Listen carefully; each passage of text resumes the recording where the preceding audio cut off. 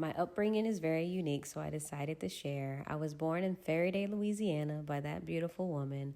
My grandmother was Caucasian, and my grandfather is two different types of Native American. My dad is African American. I am the youngest of 5 children on my mom's side. After Louisiana, we lived in Texas for a little while, and she ended up getting her travel nursing license. And so we moved to Baltimore, Maryland, where my middle school and high school I spent. At 15, I became a manager at Subway, and that was my mentor slash father figure. And then I moved out of my mom's house at 17 and got into the party world. Once I got out of Baltimore, I moved to Atlanta, Georgia, and a few years later, I became pregnant and moved to New York City, had my beautiful baby boy in 2008. My mom came to take care of me and my son while I was getting myself together.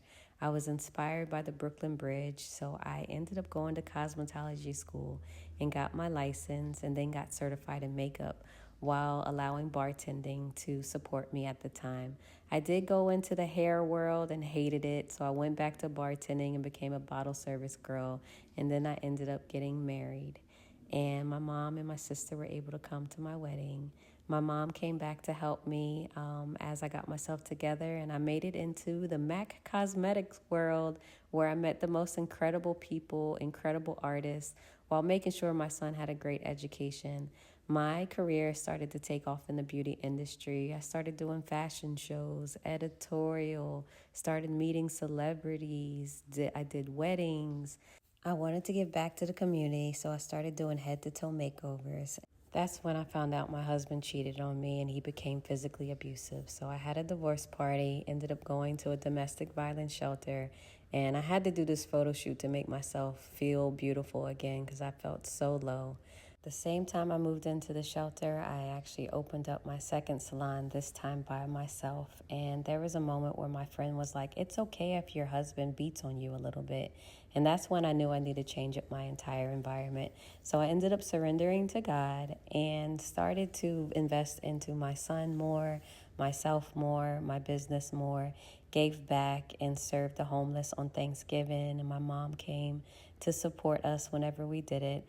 I did finally get out of the shelter thanks to this amazing non-for-profit that honored me for my hard work. As I was in the process of building me, I wanted to build up my community as well, so I ended up hosting a vision board party since I was doing vision boards since 2007. I feel like they helped me to accomplish my goals and my dreams that I was aspiring to have. After the vision board party, I continued my pay it forward makeovers and gave a beautiful young lady, single mom, a head to toe makeover to uplift her, to pour into her, to make sure that she felt beautiful again in her journeys. I was thankful to have incredible sponsors from my makeup world, but then I ended up getting a devastating call where my friend from the Atlanta house that I lived in was murdered by her boyfriend.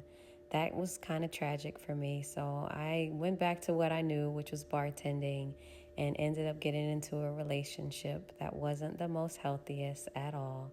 But he was there for me whenever my mom passed away, January of 2020.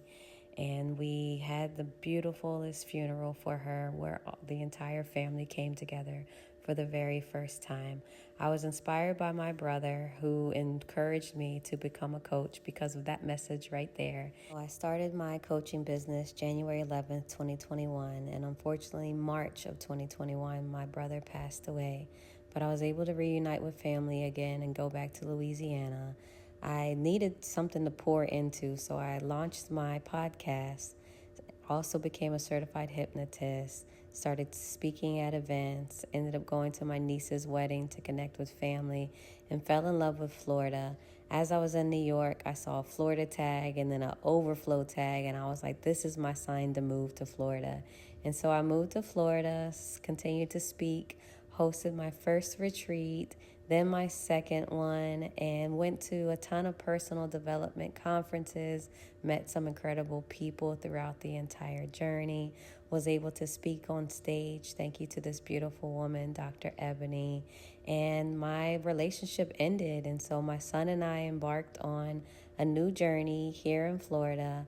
I'm not giving up on my business in any kind of way. I'm more dedicated and excited about it than ever. But I'm even more grateful that my son has been thriving in school and pushing himself to be the best version of himself. We just recently celebrated my 40th birthday, and he started his senior year of high school. And now we are here about to take over the world. I love you all so very much. Thanks for listening to my story.